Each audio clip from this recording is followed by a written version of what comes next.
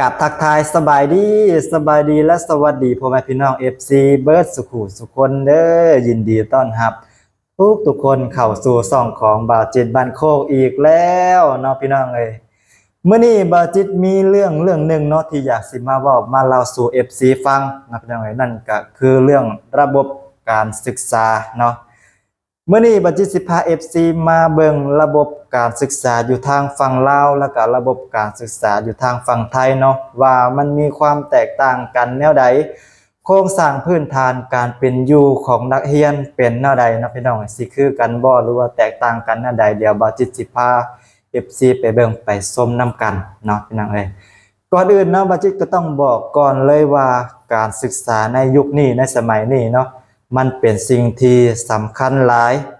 นะพี่น้องเอ้ยเฮาควรให้ความสำคัญกับเด็กน้อยให้ความสำคัญกับการศึกษานะพี่น้องเอ้ยเพราะว่าเด็กน้อยในมื้อนี้ก็คือผู้ใหญ่ในมื้อหน้าเนาะถ้าว่าเด็กเก่งเด็กฉลาดสิภาษาเจริญเนาะพี่น้องเอ้ยก็จะเป็นประมาณนั้นเนาะถ้าว่าเด็กมีความรู้หลายก็สิพัฒนาประเทศชาติให้เจริญขึ้นเนาะพี่น้องเอ้ยเพราะเหตุนี้แหละเนาะพี่น้องเฮาควรให้ความสำคัญกับเด็กน้อยให้ความสำคัญกับการศึกษาเนาะ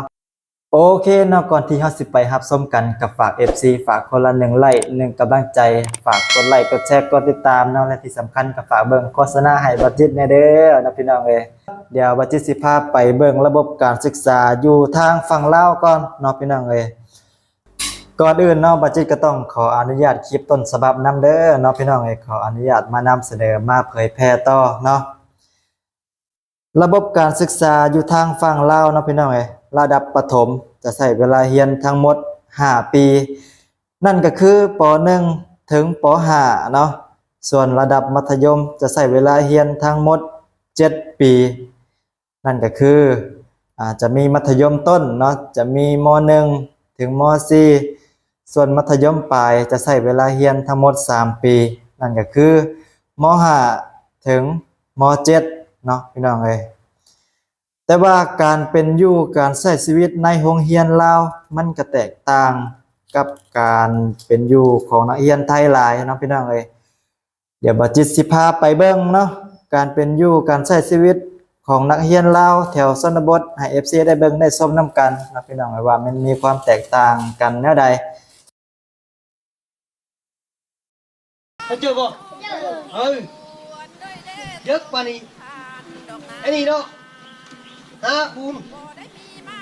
hốt phun bà đi tua phun phun mi liều đó họ so hạ tua tăng phun đi biết tôi phun cặp sam cái này nó cao từ không chưa vô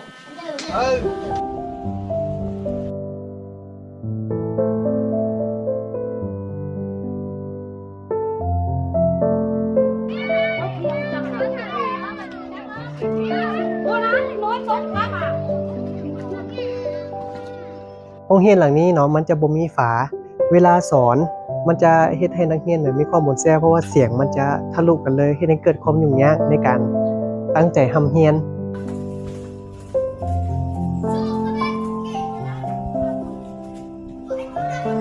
คือเนาะด้วยความที่มันบ่มีบานประตูก่อนที่เขาจะได้เรียนน่ะสัตว์น้อยสัตว์ใหญ่พวกงอควายแบะต่างๆมันละเข้ามาขี่ไซพอมันมาขี่ใส่แล้วบัดนี้มันเฮ็ดให้เกิดความยุ่งยากบ่มีสมาธิในการเรียนก่อนสิได้เรียนก็ต้องพากันเมียนขี่เมียนเหยี่ยวปล่อยงัวแบะหั่นก่อนปาเข้าไป 10:00 น 11:00 นจนเที่ยงบางมื้อเบิดมื้อหั่นบ่ได้เรียนเลย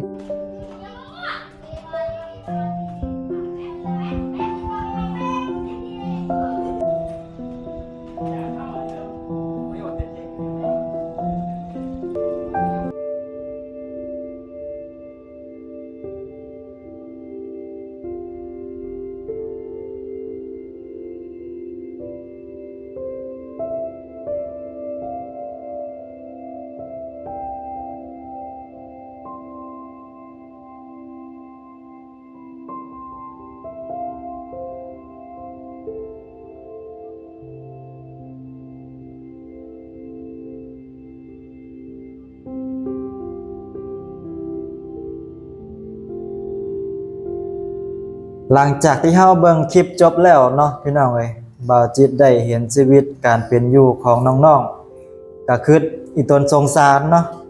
น้องๆแถวชนบทลาว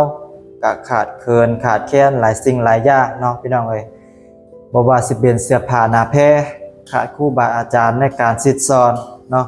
ก็เฮียนตามมีตามเกิดเนาะเฮียนตามมีตามเกิดอันนี้ก็คือเป็นความจริงเนาะพี่น้องเอ้ยเป็นความจริงบาจิตได้ไปประสบพบเจอมาแล้วเนาะอยู่แถวอยู่เขตนอกเนาะพี่น้องความจริงมันก็เป็นแบบนี้เนาะพี่น้องอยู่แถวชนบทเนาะ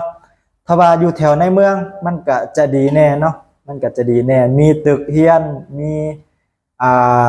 หลายสิ่งหลายอย่างเนาะเครื่องอำนวยความสะดวกบอนเฮียนมันก็จะดีแน่ถ้าว่าอยู่ในเมืองถ้าว่าอยู่เขตนอกเขตภูดอยเนาะเขตนอกบอนที่มันห่างไกลความเจริญมันก็จะเป็นประมาณนี้เลยเนาะพี่น้องเอ้ยบัดจิตเอามาให้เบิ่งให้โซนนำกันเนาะโอเคเนาะพี่น้องเอ้ยเดี๋ยวบัดจิตสิพาไปเบิ่งระบบการศึกษาอยู่ทางฝั่งไทยเนาะอยู่แถวชนบทไทยว่าสิเป็นแนวใดสิคือกันกับฝั่งลาวหรือบ่เนาะเดี๋ยวเฮาไปเบิ่งไปโซนนำกันเดี๋ยวบัดจิตสิยกตัวอย่างเนาะพี่น้องเอ้ยนั่นก็คือโรงเรียนที่บัดจิตได้เคยทำเรียนอยู่ทางฝั่งไทยเนาะอันนี้ก็เป็นโรงเรียนอยู่ในต่างจังหวัดเนาะโรงเรียนชนบทพี่น้องเอ้ยเป็นโรงเรียนวัดโรงเรียนรัฐบาลเนาะว่าสิเป็นแนวใดเดี๋ยวบัดจิตสิพาไปเบิ่งเนาะนั่นก็คือโรงเรียนบ้านคลอง33เนาะพี่น้องเอ้ยก็จะเป็นประมาณนี้เนาะแต่ว่าตอนนี้พัฒนาไปหลายแล้วเนาะตอนบัดจิตอยู่ก็ยังบ่ได้เป็นแบบนี้เนาะพี่น้องเอ้ยยังบ่ได้มีสีสันที่โดดเด่นแบบนี้เนาะนี่อยู่ทางฝั่งไทยเพิ่นให้ความสำคัญกับการศึกษาเนาะมีแต่สิพัฒนาขึ้นเรื่อยๆเนาะพี่น้องเอ้ยระบบการศึกษาอยู่ทางฝั่งไทยเนาะจะได้เรียนตั้งแต่อนุบาล1จนฮอดอนุบาล3และใช้เวลาเรียนระดับประถมเนาะระดับชั้นประถมอยู่6ปีเนาะพี่น้องเอ้ยนั่นก็คือป.1 ถึงป.6 เนาะและระดับมัธยมจะใช้เวลาเรียนอีก6ปีนั่นก็คือมัธยมต้นจะมีม.1 ม.2 ม.3 เนาะส่วนมัธยมปลายจะมีอยู่ม.4 จนฮอดม.6 เนาะพี่น้องเอ้ยแล้วก็ระดับอื่นๆที่สูงขึ้นไปเนาะจะเห็นได้เลยว่าระบบการศึกษาอยู่ทางฝั่งลาวและก็ทางฝั่งไทยมันสิบ่คือกันเนาะมันจะแตกต่างกันพี่น้องเอ้ยระดับชั้นประถมอยู่ทางฝั่งลาวเนาะจะใช้เวลาเรียนอยู่5ปีเนาะอยู่ทางฝั่งไทยจะใช้เวลาเรียนทั้งเบิด6ปีเนาะส่วนระดับมัธยมเนาะอยู่ทางฝั่งลาวจะใช้เวลาเรียนทั้งเบิด7ปีแต่ว่าอยู่ทางฝั่งไทยจะใช้เวลาเรียนทั้งเบิด6ปีเนาะม.1 ถึงม.6 พี่น้องเอ้ยแต่ว่ามันก็ใช้เวลาเรียน12ปีคือกันเนาะใช้เวลาเรียนทั้งเบิด12ปีคือกันเดี๋ยวบัดจิตสิพาไปเบิ่งเนาะไปเบิ่งโรงเรียนอยู่แถวชนบทอยู่ทางฝั่งไทยเนาะพี่น้องเอ้ยก่อนอื่นบัดจิตก็ต้องขออนุญาตคลิปนำต้นฉบับนำเด้อเนาะพี่น้องเอ้ยโอเคเดี๋ยวเราไปเบิ่งไปโซนนำกันเนาะแน่หมดเลยคือสวยมาบรรยากาศดีมาตอนนี้ก็ถ่ายประมาณ6 โมงแดงนะก็จะบ่คอยแจ้งปานใดเลยทุกคนเนาะเขาจะเห็นว่าโรงเรียนไทยเนี่ยเขาจะเห็นว่ามันจะดูดีมีมาตรฐานเนาะนักเรียนก็ประมาณ200 กว่าคนนะถ้าจำบ่ผิดเรื่อยๆนั่นกับบ่ฮู้เนาะพี่น้องอันนี้ก็จะเป็นอาคารเรียนแต่ก่อนเป็นอาคารหลังเก่าเนี่ยก็สร้างใหม่ก็ดูดีสวยงามบรรยากาศจะประมาณนี้ตอนนี้ปิดเทอมแล้วเนาะก็จะเงียบๆเงาๆนะทุกคนบรรยากาศประมาณนี้พาทุกคนมาเบิ่งคือโรงเรียนไทยเนาะจะเห็นมีมาตรฐานมีโรงอาหารมีอย่างหลายๆอย่างแบบว่ามีครบทุกอย่างว่ามาตรฐานการเรียนการสอนนะพี่น้องมันจะต่างจากโรงเรียนบ้านเฮาเนาะถึงแม้ว่าบ้านเฮาจะเป็นโรงเรียนใหญ่ขนาดใดก็บ่ค่อยมีของพวกนี้เนาะโรงเรียนที่ลาวจะบ่มีศูนย์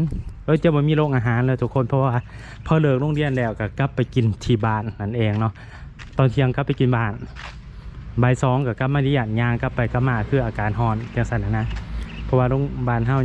ยังแบบ เหมือนเรียนแบบตามมีตามเกิดก็ว่าได้ทุกคนโ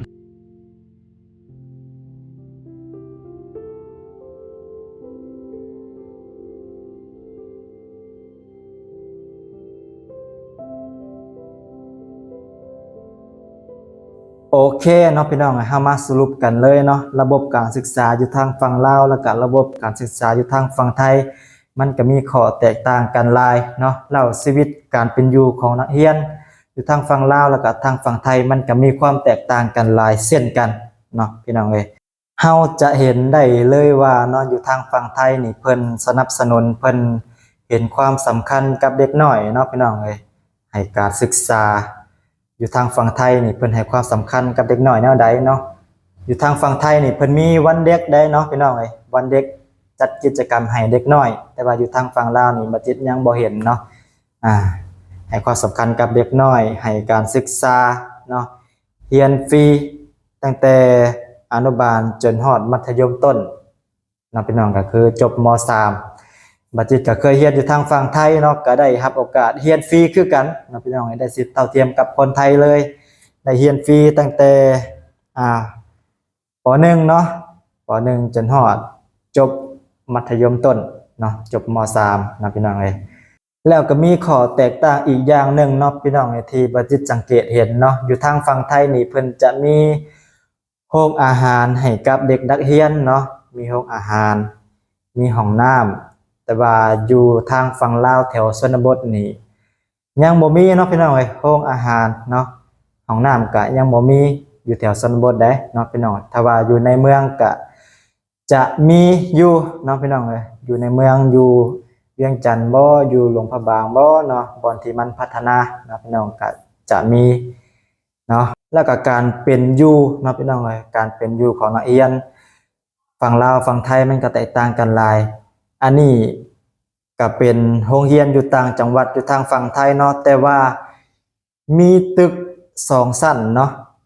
มีตึก2ชั้นให้นักเรียนได้เรียนมีบอลกันแดดกันฝนให้นักเรียนได้เรียนบอลทีดีเนาะพี่น้องเอ้ยอันนี้แค่โรงเรียนอยู่ชนบทไทยเลยเนาะพี่น้องเอ้ยยังมีมาตรฐานได้มีโรงอาหารมีห้องน้ำมีบอลอยู่บอลเรียนที่แน่นหนาถาวรได้มาตรฐานนะพี่น้องเอ้ยอันนี้ก็คือข้อแตกต่างกันอยู่ทางฝั่งลาวเฮานี่จะมีแค่มุงกะสีเฮียนกันแดดกันฝนก็ถือว่าดีแล้วเนาะพี่น้องเอ้ยมีครูอาจารย์สอนเนาะมีครูอาจารย์สอนครบทุกวิชานี่ก็ถือว่าดีแล้วเนาะอันนี้ก็คือข้อแตกต่างกันเนาะมันก็แตกต่างกันหลายบัดจิตเอามาเปรียบเทียบให้ FC ได้เบิ่งได้ชมนํกันเนาะบัดจิตก็สังเกตเลยว่าอยู่ทางฝั่งไทยนี่เพิ่นให้ความสำคัญกับเด็กน้อยหลายเนาะบุคลากรของชาติพี่น้องเอ้ยคลิปนี้ก็อย่าดราม่ากันหลายเด้อเนาะพี่น้องเอ้ยบัดจิตแค่อยากจะเอามานำเสนอมาให้ FC ได้เบิ่งได้ชมนํกันเนาะมาเบิ่งความจริงเนาะพี่น้องเอ้ยเราก็ต้องรับความจริงให้ได้เนาะว่าประเทศลาวเฮามันก็เป็นแบบนี้อีหลีเนาะพี่น้องอยู่แถวชนบทเนาะก็เป็นแบบนี้อีหลีมาให้ FC ได้เบิ่งได้ชมนํกันเนาะโอเคเนาะพี่น้องสำหรับคลิปนี้บัดจิตก็ขอจบคลิปไว้เพียงสำนี้ก่อนเด้อเนาะจังได๋ก็ฝากให้พี่น้องฝาก FC ฝากกำลังใจให้บัดจิตแน่ฝากกดไลค์กดแชร์กดติดตามนะและที่สำคัญก็ฝากเบิ่งโฆษณาให้บัดจิตเนี่ยเด้อเพื่อสิได้มีกำลังใจในการถ่ายทำคลิปต่อๆไปเนาะโอเคสำหรับคลิปนี้บัดจิตขอเอ่ยคำว่าสบายดีขอตัวลาไปก่อนเด้อนะพี่น้องไปพบกันคลิปหน้าเนาะสบายดีบ๊ายบาย